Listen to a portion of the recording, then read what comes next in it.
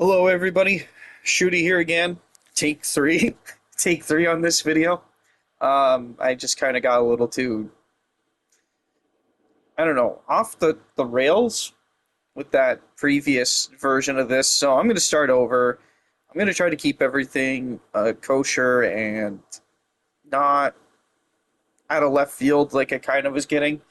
So today I'm going to be talking about IDW Sonic 23.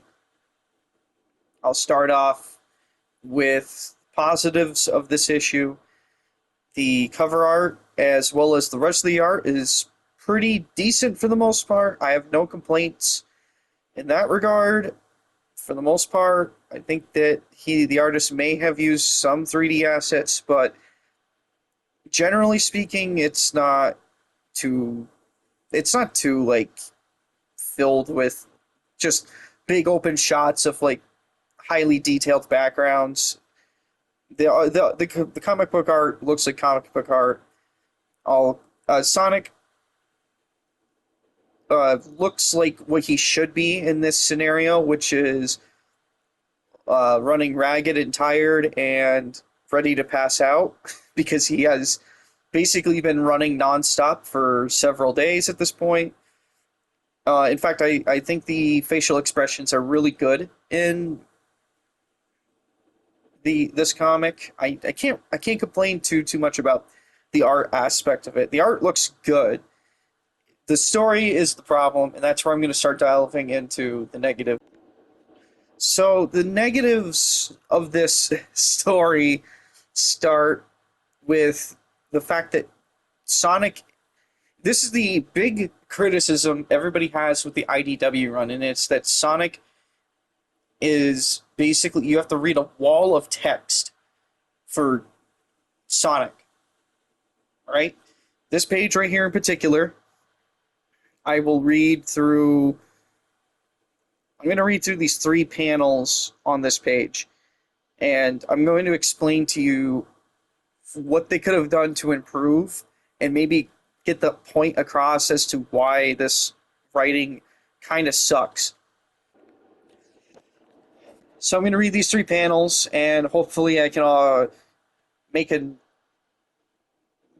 present to you what I think the dialogue in these three panels should be, and it might help convey why people don't like the wall of text writing. So I'll start with this first panel. There's Barricade Town.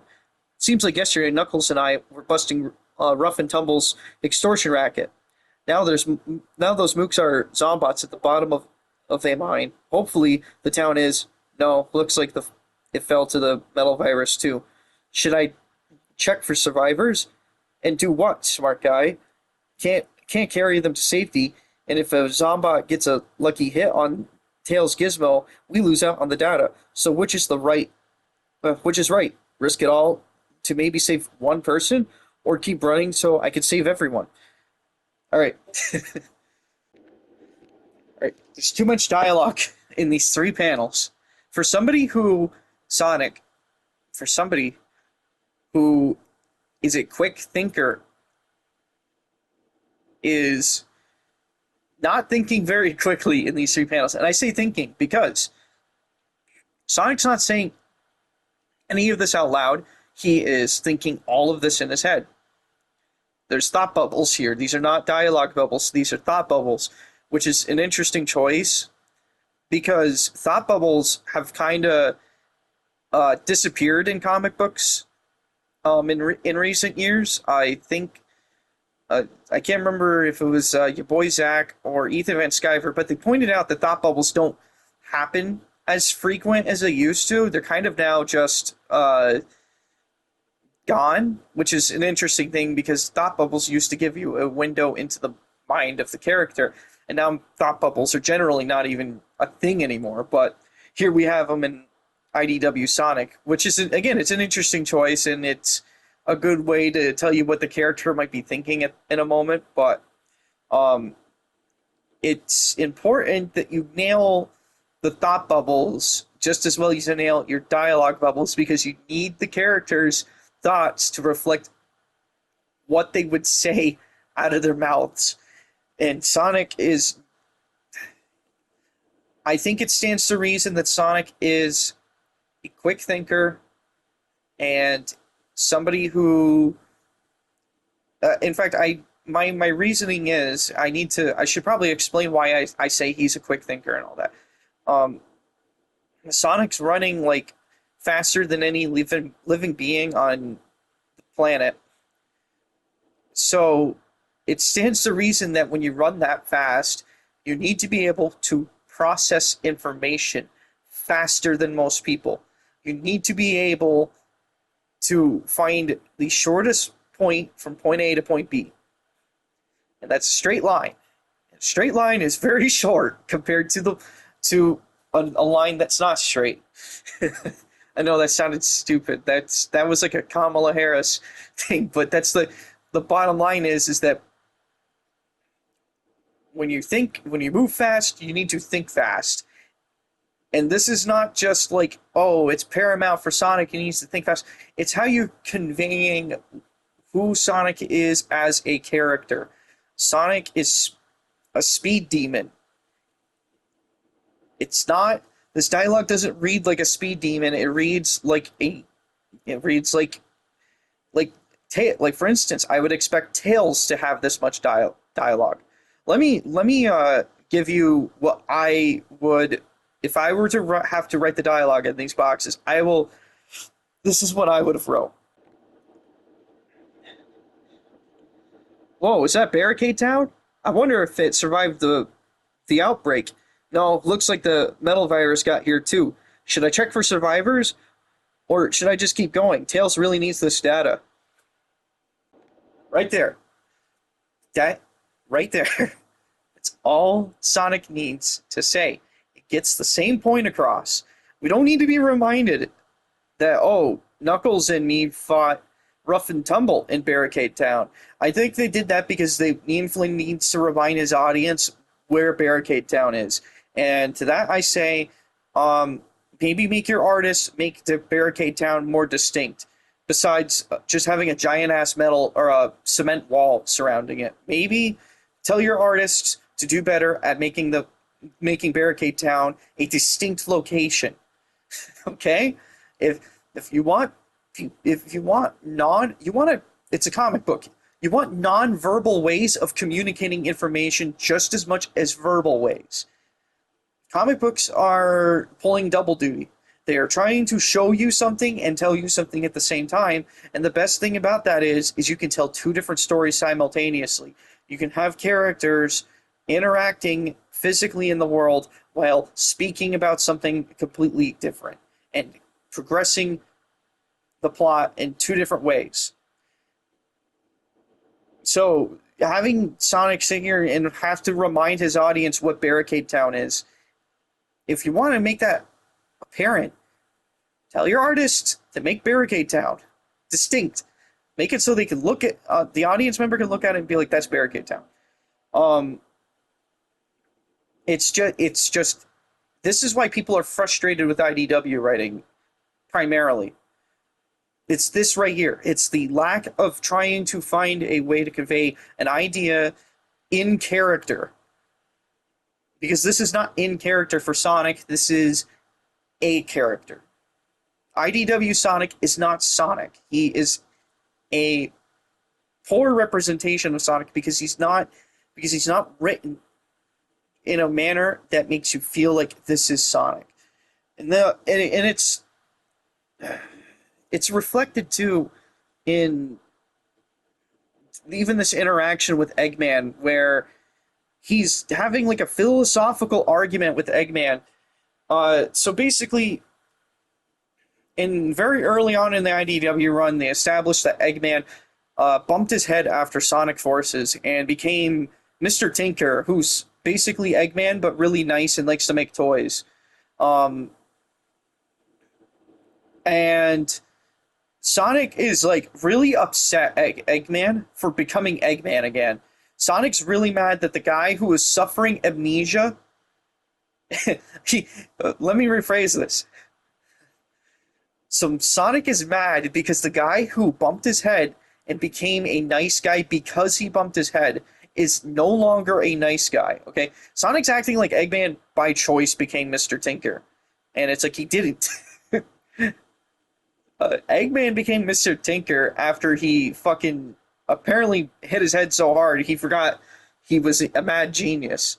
And that's the problem with this entire scene right here. It's him literally arguing philosophical bullshit with Eggman.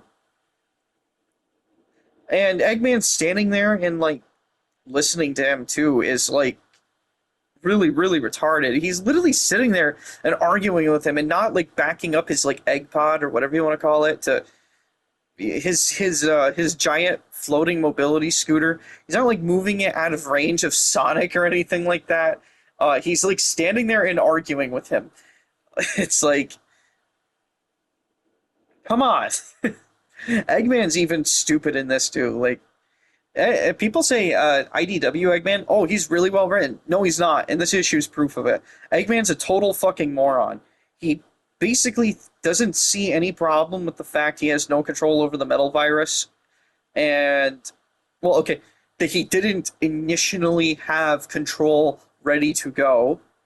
And then, on top of all of that, he doesn't even have a vaccine for this virus. The fat man was like, nah, I don't need to make sure I don't get infected. I'll just not touch the Zombots. Starline's also an idiot in this issue. Starline, like, for starters, he's arguing with Eggman, which, to be clear, all of Starline's, like, frustrations with Eggman are totally justified. It's just the fact that, like, he's arguing with a tyrant, and tyrants, they don't have to tolerate your different opinions. They could just get rid of you. That's the secret to a tyrant. But the really dumb thing is that Starline, like, in this issue, it's like when he finally comes to the realization that Eggman may not be the big hero that he's been worshiping this whole time. And now he's like, well, I can do it better. And Starline has this whole thing where he goes to talk to the Zeddy. I cut the Zeddy out again because I don't fucking care about the Zeddy. I don't fucking care. But he goes to the Zeddy because the Zeddy can control the robots, and that's why they're being included in this plot. And he's like, this is at the end of the comic, but he has this whole thing where it's like, I've researched Eggman. I know all of his tricks and secrets, and I know all the different things he's done. So I'm going to repeat the same mistakes Eggman made in Lost Worlds because I'm also dumb. Everyone's an idiot in this comic. It's a very short roll call. There's like only 3 characters. Eggman, Star, and most of the issue is just these two standing around talking, and I couldn't give 2 fucks about their conversation. It's not interesting. There's not a ton of action. And the little action there is, it's like very low stakes action. Eggman tries to swing a fucking ball at Sonic, and that worked before. Do it again. It's definitely not a reference to something from the past, Ian. Long story short, Eggman like gets his shit wrecked, and he has to like retreat with Starline, and he almost gets infected, but he doesn't. So, and again, we come back to wall of text Sonic at the end of the issue. Just tons of dialogue, and it's like you can convey these ideas as short and sweet as possible. And the other issue with this is like, and it's poor characterization for Sonic, because they're basically pumping him full of like, oh my god, what if Sonic had anxiety about this whole situation? And it's like, no, how about no? How about Sonic doesn't have anxiety about it? How about instead you just write him getting delirious? Maybe. Like, he's infected by the virus, and he's tired. That's enough of they're trying to like put it like, oh, we have to put Sonic at a low point, and it's like, yeah, the low point is he's infected and he's getting tired. I'm hoping that my next issue I could skip it. I would like to skip a bunch of issues. I don't want to read every single issue. I just want to read the, or excuse me, review. I don't want to review every single issue. I just want to talk about the problem childs like this one. And this was one of the problem childs. This is one of the ones that people cite all the time as being a problem.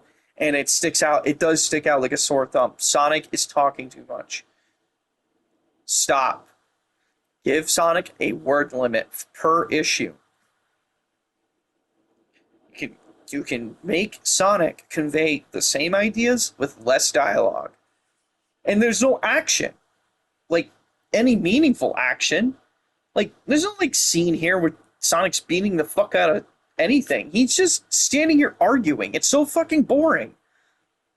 Like, the art is really good, but it's, like, in service of, like, this boring fucking plot where nothing's happening.